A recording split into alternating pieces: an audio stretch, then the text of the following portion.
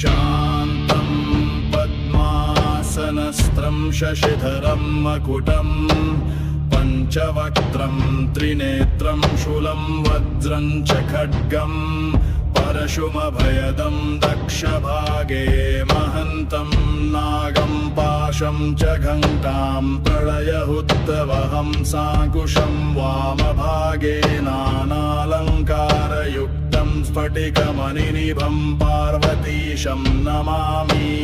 प्रणम्य शिरसा देवं स्वयम्भुपरमेश्वरम् एकं सर्वगतं देवं सर्वदेवमयं विभुम् रुद्रवरमप्रवक्ष्यामि अङ्गप्राणस्य रक्षये अहोरात्रमयं देवं रक्षार्थं निर्मितं पुरा।